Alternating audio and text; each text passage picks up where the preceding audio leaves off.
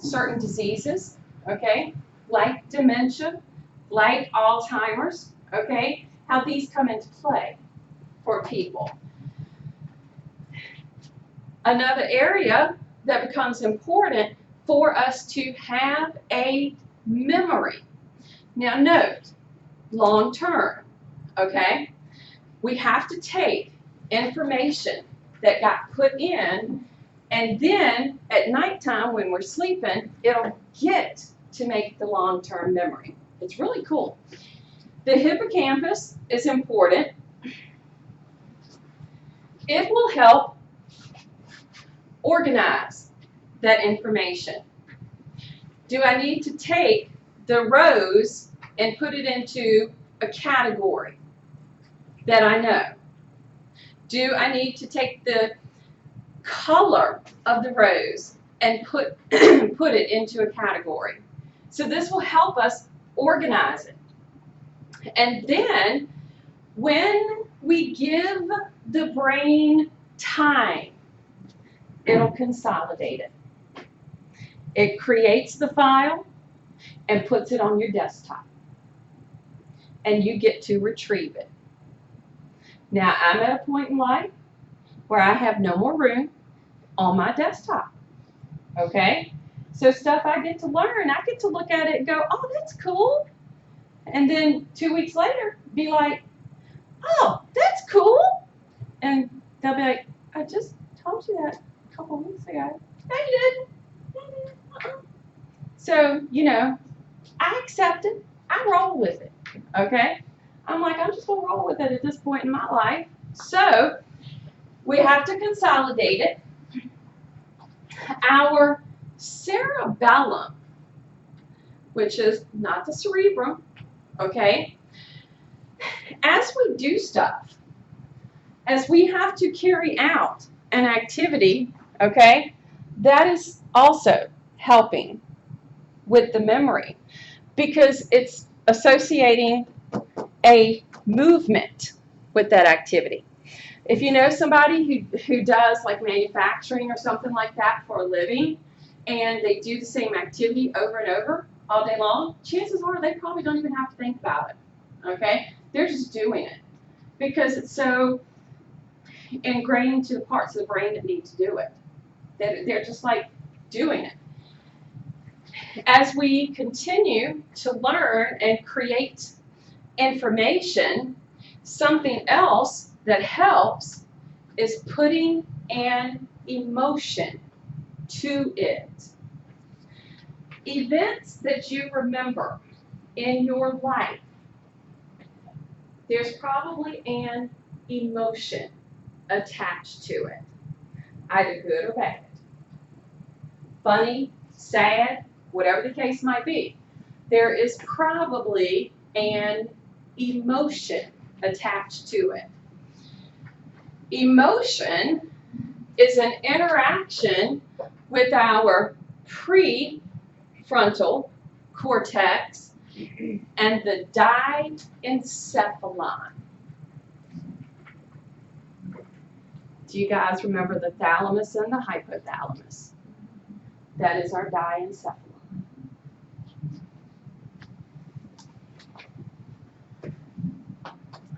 Our prefrontal cortex, note where I'm pointing, okay? The seat of judgment, intent, control of expressions and emotions. This is the area that we decide what is appropriate. Back in the early days, when people who,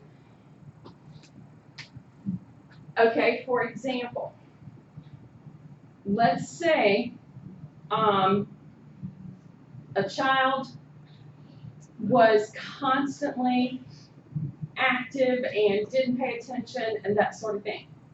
In the early days, most likely the family would put that child in a hospital, and that person would spend their life hospitalized. Okay? In severe cases at the hospital, if they couldn't bring it under control with medications, they would perform a lobotomy. Have you ever heard of that? A lobotomy is simply where they went up to the prefrontal cortex and they removed that tissue. And therefore, that person, probably for the rest of their life, was simply this. When you say that they were like active, you mean like because of ADD or something? We label it ADD now. Okay. Okay? But you got to think about early 1900s. Okay? Totally different world. All right? And if they had people who were depressed, okay, because they didn't have meds to treat it. We didn't have psychotherapy yet. I mean, you know, Freud was just coming out and all that sort of stuff, and you didn't have ways to treat something such as bipolar or schizophrenic or something like that. And the families, because at that point in history, that behavior was shunned. Families didn't want that in their families.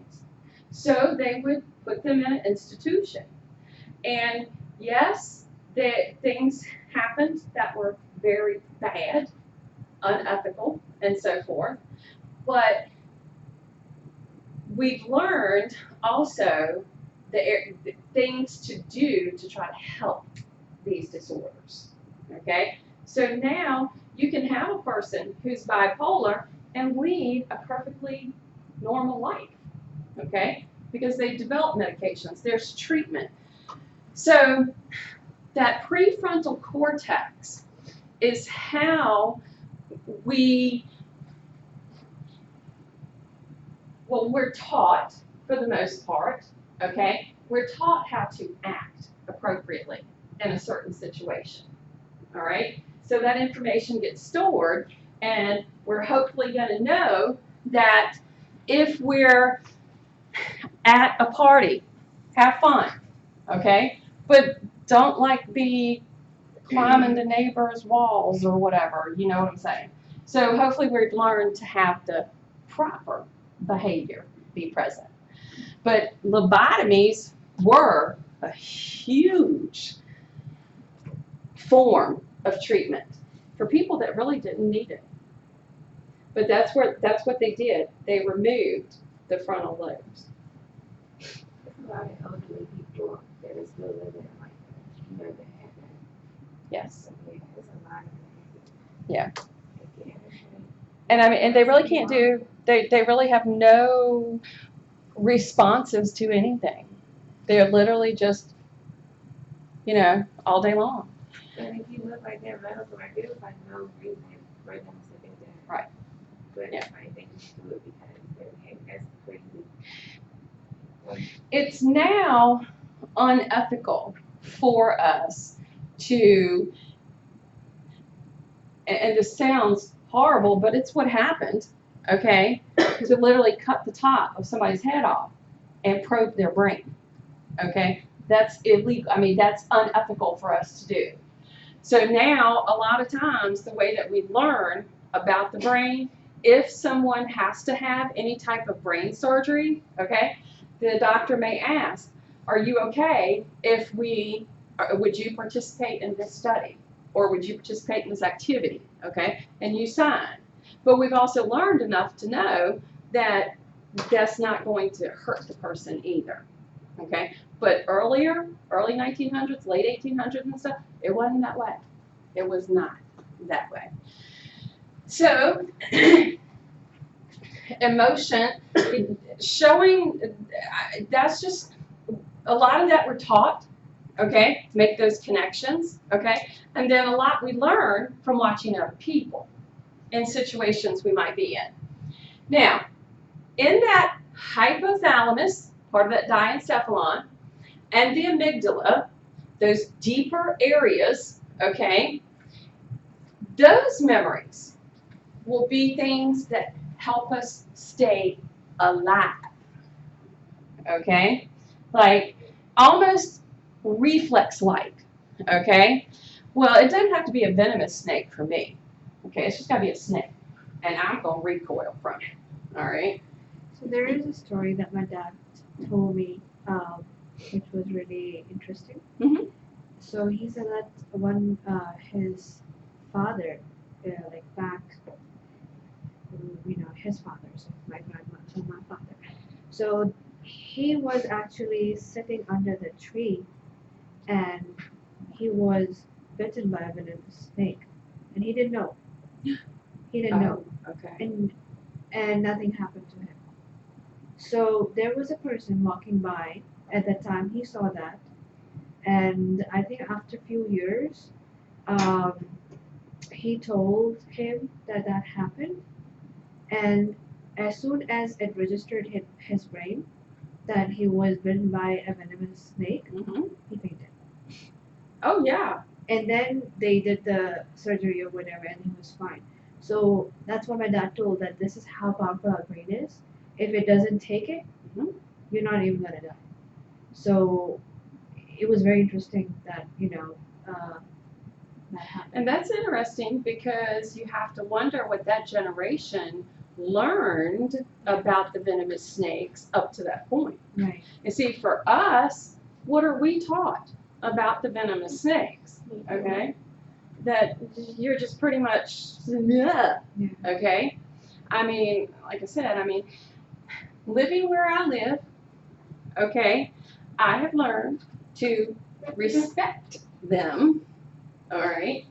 I do not want to try to go out and make the friends, okay? It's the reason that I won't set up a chicken coop, okay? I'm not doing that, all right? Because, oh, no, those attract snakes. Oh, no, not happening. But I have learned, like, when I come around the corner of the house, if I see one, I just simply go back the other direction, all right? I don't continue in the direction I was going. But we have to have reactions like, I do know that a lot of times when you get bit by the venomous snakes, that whatever's in their venom creates like a deadening sensation, so you don't really know it. I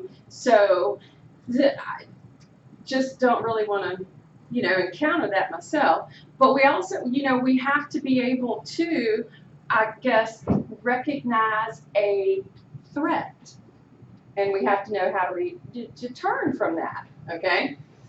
Now, when we talk about these emotions and having all these different areas get involved so that hopefully if we have something that wants to turn into long-term memory, all of these are going to work together to make that happen. So we use our eyes, depending on what situation we're in, taste, smell, these can help us create a memory of something. For example, have you ever been in a situation where someone's perfume may not be sitting good with you? All right?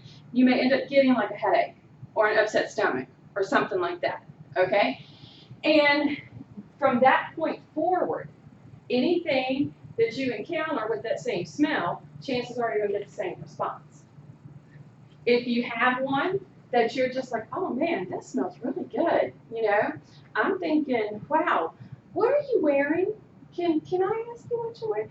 And you're like, oh, let me go try this, and then you get it and you're like, ugh, that's horrible on me, So you will create those memories because these special senses are involved. Special senses are pretty cool. Information, all this that we take in, can influence viscera. All right. For example, I get to go shopping, I go to the mall, I walk in the store, and the door I chose to walk in was the perfume counter. All right? You walk in and you're just hit with all of this stuff. And you're